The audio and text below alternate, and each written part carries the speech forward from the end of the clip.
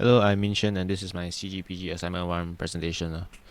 So I've built a helicopter out of primitives, and this construction is simple but resembles a helicopter close enough, and anyone would think that it looks like a helicopter. So the key features are the round body with the bladed rotors, with landing wheels that protrude at the bottom, and with windows at the front, with the nose at the bottom with headlights. And for the tail, we have two support beams that could pop out of the back of the body with rotors and the fin. For the modeling process, I used over 20 plus primitive objects, and the primitive objects used were cubes, spheres, capsules, and cylinders. And from the image below, you can see a clear hierarchy where the body is the root parent, with each part being the child. And there's grandchild and grandchild for the headlights and blades and legs. So how did I model this? Firstly, I created the egg-shaped body and took note of the position X, Y, and Z.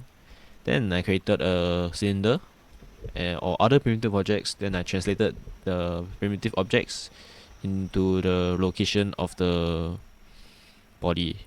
So this ensures that the modeling process is like consistent, and the rotors, the tails, they are in the middle of the body, which is how helicopters will look like in real life. So for the scripting process, for rotation, I have scripted a class that stores information on how fast the rotor will rotate and what axis it rotates on, and a true or false of whether the rotor is spinning or not for the controls. And moving on to the controls, we have space to change whether the rotor is spinning or not, and a minus key to decrease max speed, and the equals key to increase max speed. So how does speed increase?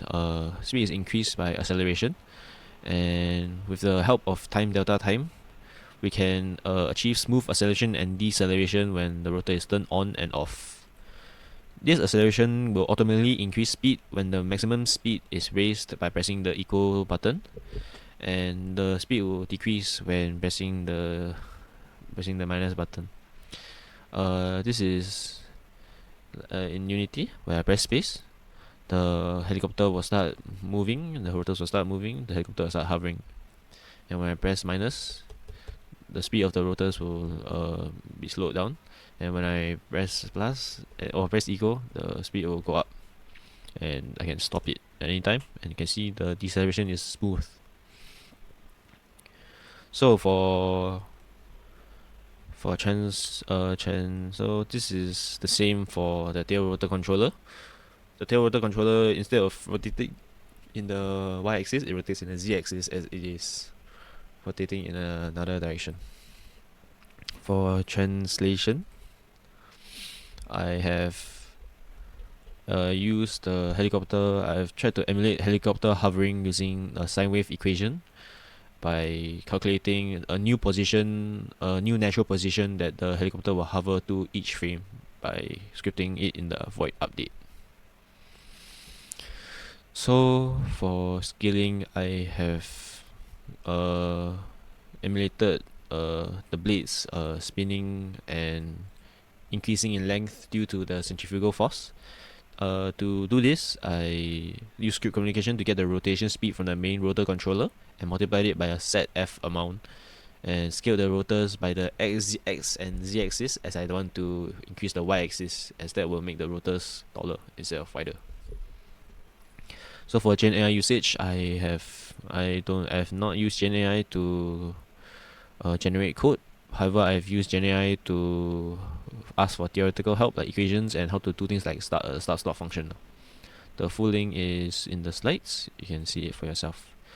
One challenge I faced was when applying the start-stop function, the increase speed and decrease speed. I ran into the invalid operation exception error. I asked ChatGPT, and I found out that it was because I was coding it in the old input manager language.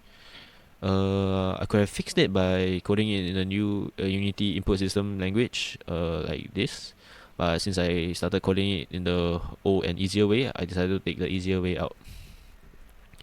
So what I learned in this project is that primitive objects are made of faces, they are made of vertices. These vertices are manipulated in linear transformations to scale, rotate, and transform. So by scripting with C Sharp, I learned the general coding structure, how I call a class, start and update void. In game development applications terms, when making Unity games in the future, I would have a better understanding of scripts and primitives, and this will help me in my game development subject as well. So the final summary is that my helicopter key features are the realistic rotation of the blades, as how it scales, and how it hovers and floats realistically due to the sine wave function. So yeah, bye bye.